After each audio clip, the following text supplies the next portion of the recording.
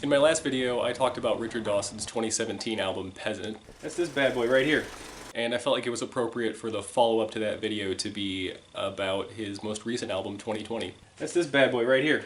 I was still like riding the high from Peasant when Richard Dawson released 2 singles from his upcoming album 2020, and I loved both of them, even if they were significantly different from his songs on Peasant. Just a heads up, he completely ditched the medieval theme for 2020, which is fine.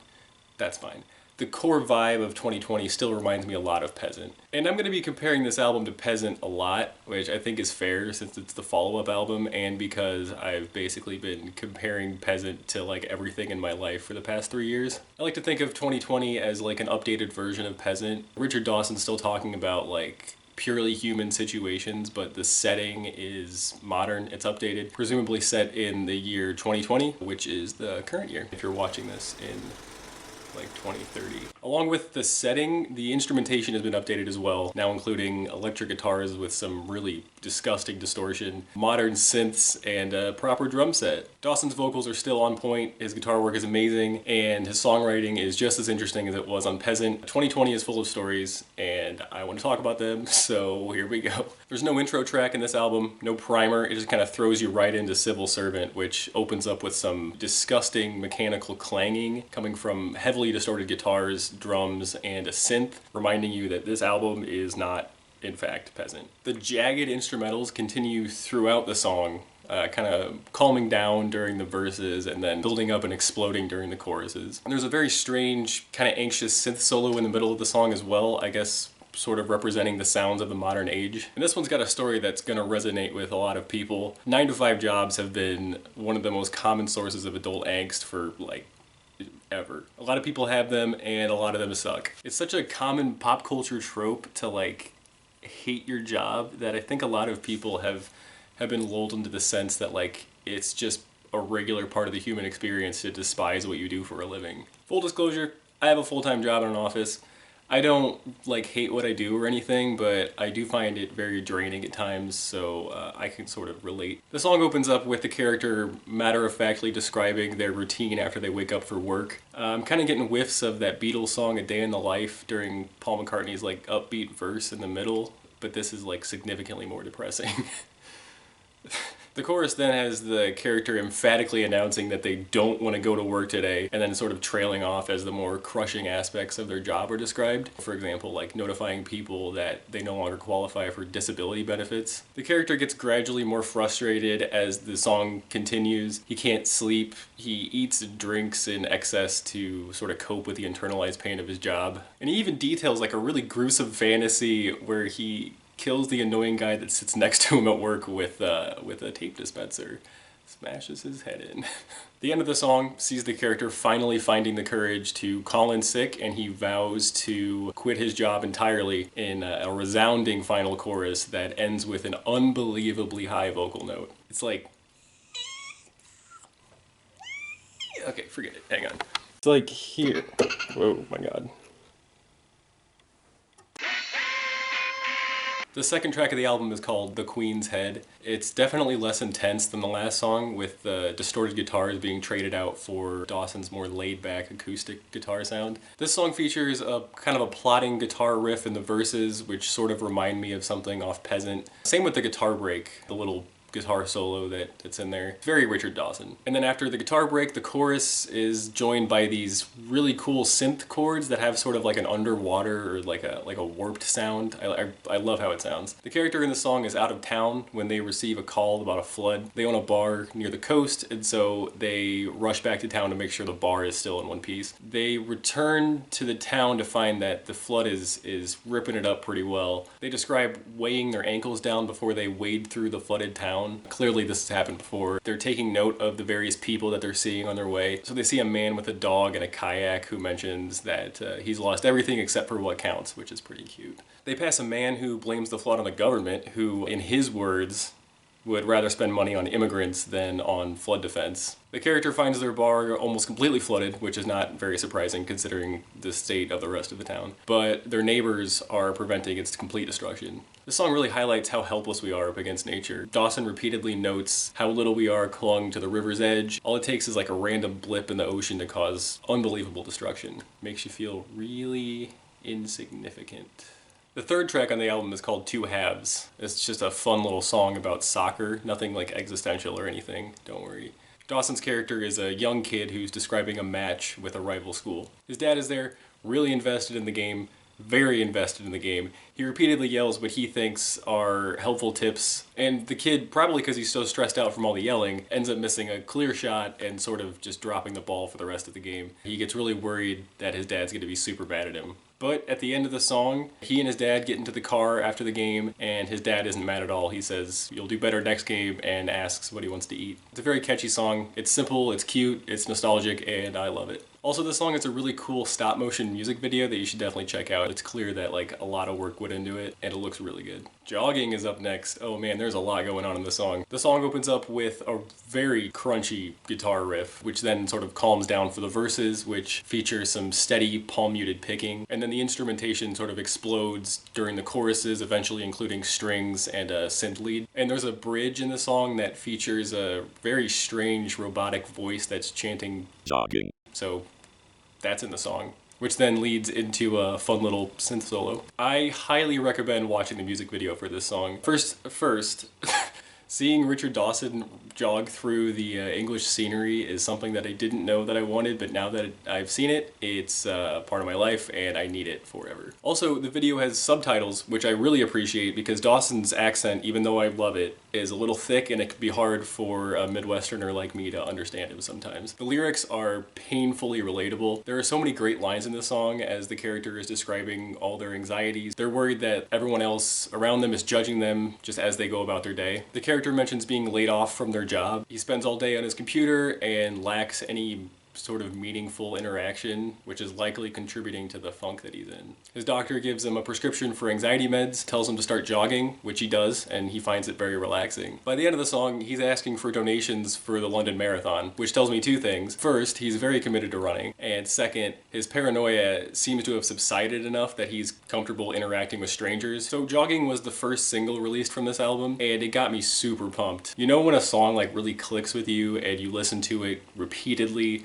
constantly, and then you get really sick of it? That hasn't happened with Jogging. It's basically a perfect song in my opinion. It's my favorite song on the album, and I think it's currently my favorite song, period. It's definitely going in my Hall of Fame. Heart Emoji is kind of a weird song. I have a theory about it, but I'm gonna save it until after I've talked about it. This song has some basic guitar accompaniment and a kind of a weird warbly synth as Dawson's character describes discovering a suspicious text message on their significant other's phone. They very quickly come to the conclusion that they're being cheated on. The character then nostalgically recounts the origins of their long-term relationship with this person, and then they grab a knife from the kitchen and prepares to kill their partner as they sleep. As they're about to do the deed, the character steps on a slug. That's it. That's the song. They saw a text, they made some assumptions, grabbed a knife, and stepped on a slug. So all things considered, the text they saw wasn't that incriminating. I mean, it just said, "I miss you, heart emoji." That's like kind of strange, yeah, but like it could have been an old platonic friend or a wrong number or like a friend playing a joke on them. Certainly that's not murder worthy. This leads into my theory that this song is a dream. First off, it's the middle of the night. It's 3 o'clock in the morning. So we know that the last thing this character did was go to sleep. The synth in this song sounds like psychedelic and almost sleepy. Kind of a stretch, but whatever. And the text represents a very common insecurity surrounding infidelity, which might occasionally seep into dreamland if your brain feels like ruining your night, even if it's completely irrational. And whose dream self hasn't resorted to murder at some point for some insignificant reason, right? Like all the time? Like all the time, right? And the slug is what wakes the character up. It's like that thing in your dream that snaps you back into reality or like distracts you before you're about to do that weird thing that you were trying to do. Maybe I'm reading way too far into this. Black Triangle is another really weird song. This track opens up with a huge, like bombastic, arena-sized guitar riff and kind of a throwback proggy synth. Consistent with the other heavy tracks on this album, the instrumentation sort of lets up after the intro while Dawson tells another weird story. The character, in obsessive detail, recounts seeing a UFO with a friend when he was younger. Ever since that sighting, his entire life has been consumed by ufology. He mentions maintaining a YouTube channel devoted to UFO sightings, and if you aren't familiar with ufology channels on YouTube, then I highly recommend exploring that bizarre rabbit hole. The character's friend and fellow UFO witness doesn't seem to share the same obsession. He ends up having a pretty basic average life while the character's marriage sort of collapses. Near the end of the song, the instrumentation increases in volume and tempo as the story sort of jumps to present day, where the character describes seeing the same UFO he saw years ago again on a camping trip with his daughter. And this ends up being one of my favorite parts on the album instrumentally. The instrumentation here is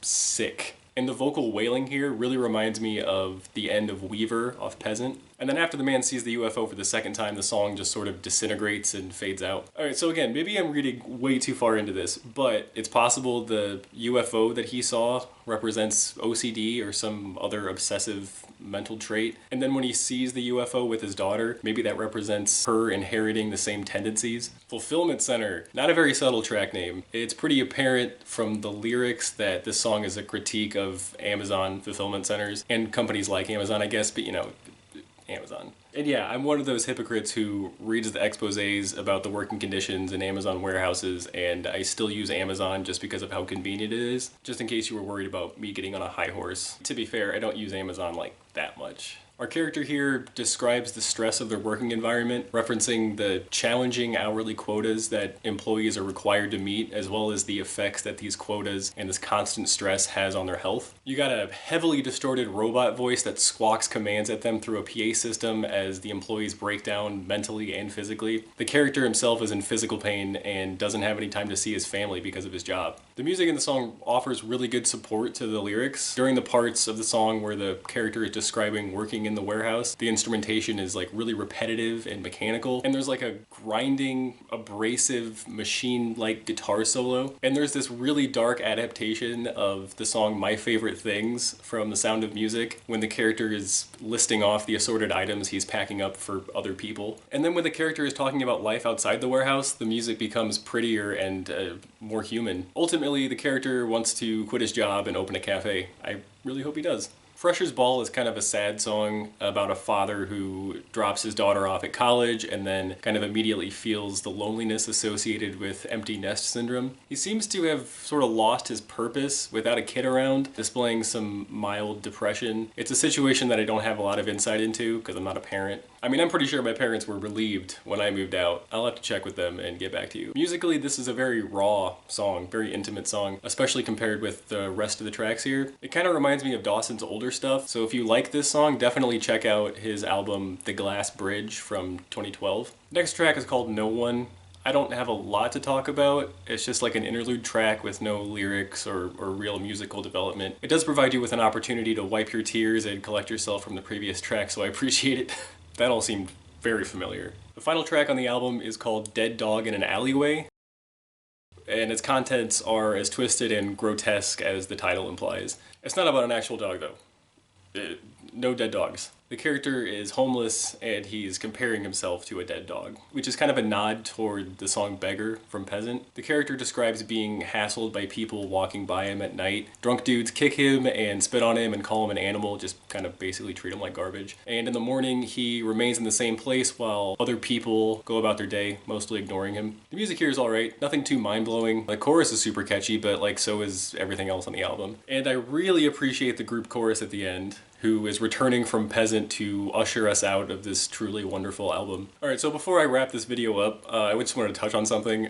So on top of Richard Dawson's thick accent, he uses a lot of British jargon, which makes his lyrics even more difficult to understand. On Peasant, he was using a lot of like old English, which kind of compounded the issue. But this album is full of like modern English slang. So for your convenience, alright, so Ready Brek is like oatmeal. Disability Living Allowance is like a benefits program. I think it's being phased out for another like controversial program. It kind of sounds like a whole thing and I didn't have time to look into it too far. A smoking bubble, I think that's a dedicated smoking section outside of an office building. Cello tape is Scotch tape. Weatherspoons is a bar chain. A fruit machine is a slot machine. Peroni is beer. I think we have it in the States, but it's way more popular in the UK. The Humber is a body of water on the coast of northern England that causes floods sometimes. Maltesers are British malted milk balls. Council estate is a term for public housing. And two halves is just one long string of soccer slang. If I go through all of it, we're gonna be here for a while and this video is already just